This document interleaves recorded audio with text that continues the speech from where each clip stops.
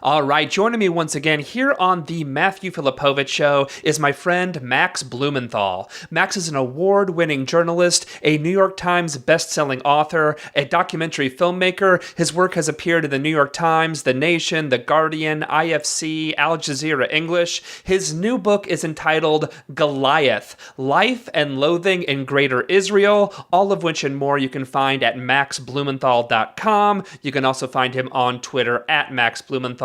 Max, thank you so much for being on the show again. Yeah, thanks for bringing me on. All right, so Max, your new book, I have to tell you, I haven't read the whole thing, but the few chapters I was able to read are just phenomenal. You spent 4 years reporting in Israel and Palestine. I think the first question I want to ask you, what do you think are the biggest misconceptions that the greater American public has when it comes to Israel and Palestine? Well, I'm actually not sure what the misconceptions are, because when I look at polling of American attitudes on Israel-Palestine, their opinions are generally strongly pro-Israel, but they're very thin. In other words, the depth of their support is very hard to gauge. And most Americans favor an even-handed, the U.S. is an even-handed broker between Israel and the Palestinian Authority. But I think some of the things that Americans don't know is just what it's like being in Israel right now. And that's what I set out to do. And what it's like being in the West Bank. And that's what I set out to do with my book, is just kind of paint a picture of, this very suffocating environment that many Israelis, especially liberal Israelis, are saying is turning fascist. And just to answer the propaganda we constantly hear about Israel and the U.S. being two democracies with shared values, Israel is not in any sense a true democracy. And I think that comes across in my book, although I don't make the point particularly explicitly. Israel is an ethnocracy that privileges a non-indigenous Jewish population over the indigenous population of Palestinians based on their ethnicity. Completely based on their ethnicity. There was a Supreme Court decision last week in Israel that ruled against petitioners who were seeking to establish an Israeli identity. In other words, Israel has no national identity.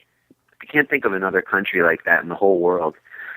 And that's because Israel provides privileges to its citizens and residents based on their ethnicity: Jewish, Druze, Arab. Then you have hundreds of thousands of Palestinians who live in Jerusalem, who have Jordanian residency but not Israeli citizenship, and they have to constantly prove that they live in Jerusalem or they'll be stripped of their residency. Then you have Palestinians in the West Bank who Americans believe are under the control of some kind of Palestinian government, when in fact it's kind of a puppet government with very little power except to provide services to a percentage of the Palestinian population called the Palestinian Authority that depends almost entirely on Congress and the Gulf states and Europe to provide funding. So these are basically Palestinians living under Israeli control through kind of a subcontractor, the Palestinian Authority, and they have no rights, and they have, of course, no right to vote in Israeli elections.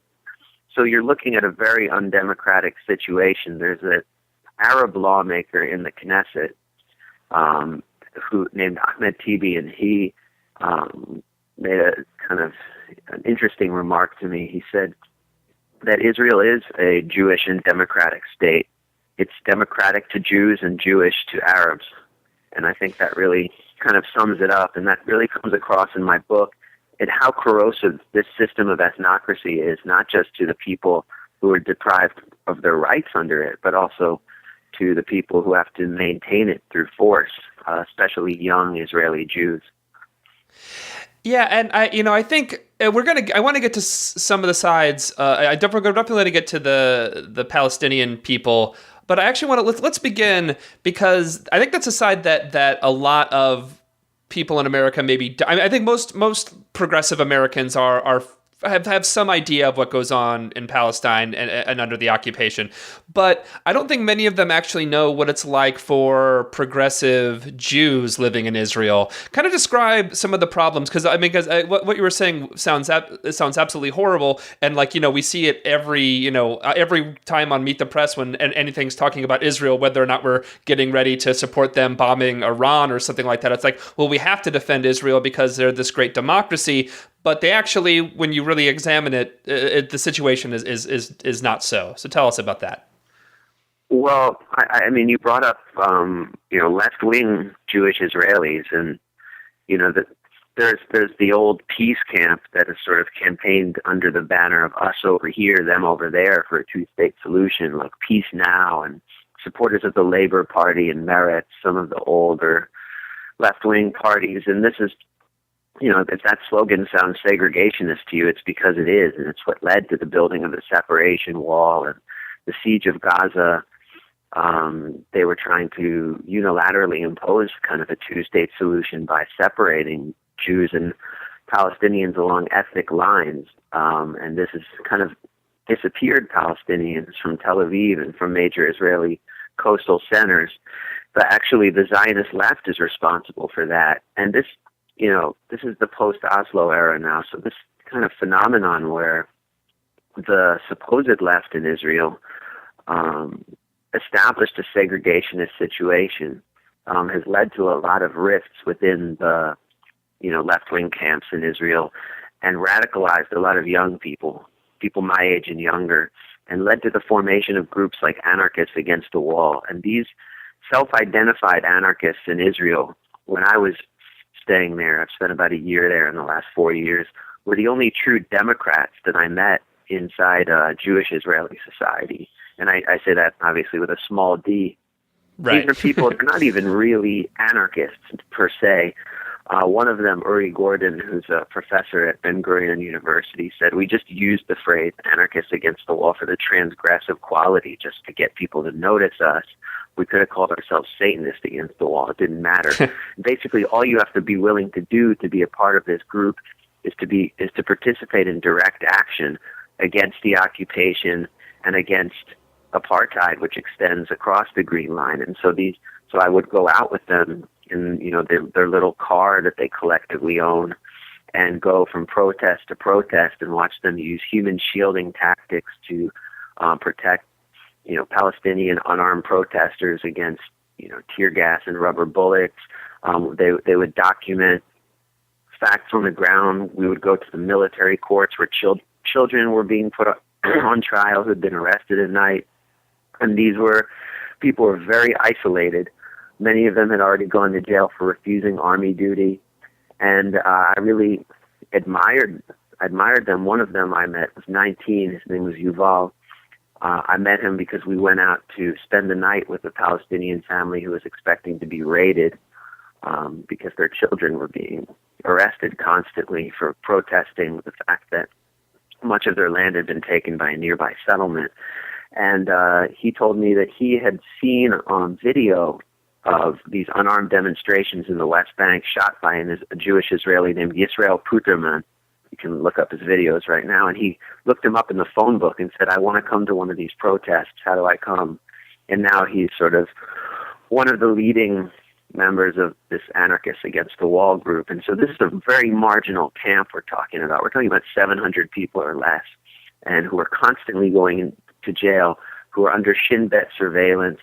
One of the friends I made in this group, Leahy Rothschild, I write about how she was detained by the extremist unit of the Shin Bet, which is Israel's kind of version of the FBI, at an airport, and basically had her belongings seized, was interrogated for hours and hours. Of course, this is much better treatment than Palestinians receive, but pretty much all of these activists are under surveillance. And then there are the refusers, the young Israelis who refuse to do army duty on political grounds. There are very, very few of them. Maybe last year there was less than 10.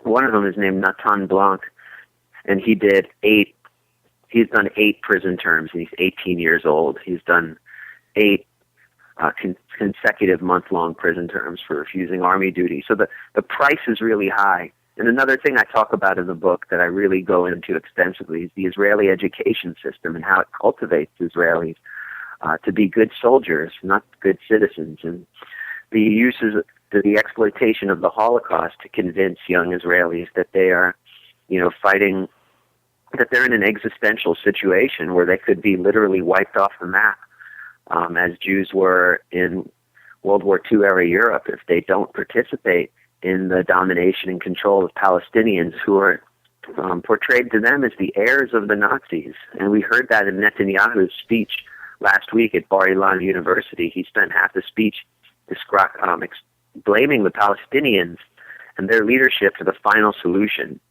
So the young Israelis I talk about who are resisting are such exceptional people because they're resisting a totalistic environment of indoctrination and experiencing pretty heavy violence and trauma as a consequence. Yeah, I mean, and you write about, I saw that the how much the education and propaganda works, where it was something, I don't have the exact stat in front of me, but it's something around like 1 out of 2 Israeli children would not want to even be sitting next to an Arab child or something like that. It was some stat that it's such hammered into their heads so much. Yeah, I mean the polls of young Israeli attitudes keep getting worse, and they're just overwhelming. And there's a new poll by the Israeli Democracy Institute that came out last week, and it showed that now most Israelis would refuse to have a foreign worker as a neighbor, and that more Israelis would prefer to have an Arab as a neighbor than a foreign worker. Of course, still most Israelis do not want an Arab as a neighbor, and this is how they're being cultivated. The majority of Tel Aviv residents, according to a 2012 poll, the majority of Tel Aviv residents in liberal Tel Aviv, according to a 2012 poll, favor the total expulsion of non-Jewish migrants from Tel Aviv, and that number just goes up and up for young people. Most young Israelis, according to the Israeli Democracy Institute polls that I've seen, and also the Heinrich Böll Foundation from Germany does a lot of this polling, found that they prefer a strong leader and favor the Jewish character of Israel's state to its supposed democratic charter. And this is just the new generation that's guiding Israel into the future, and that's increasingly shaping Israeli politics. I mean, you look at Naftali Bennett, who's Israel's economics minister, who runs the third largest party in Israel, and his party, in the latest polls, it shows his party is going to pick up seats in the next election. He favors annexing the West Bank and just giving all the Palestinians Jordanian citizenship. And he's gone and he's publicly bragged about killing Arabs in the army and said, what's wrong with that? I killed a lot of Arabs. He's just a very, I guess you could call him a straight talker. He says we keep banging our head against the wall over and over about this peace process, and we keep getting the same result. Forget it. Let's just annex the West Bank. So he's in favor of open apartheid. I mean, to me, it's clearly an apartheid situation. But people like Bennett in their 40s and 30s, they don't even care anymore. They're just ready to bring it all out into the open, and that's a phenomenon that Americans are going to have to grapple with in terms of the special relationship in the future. That Netanyahu, who's always been seen as kind of a radical right-winger, is actually occupying the hollow Israeli center because the next generation is even more radical.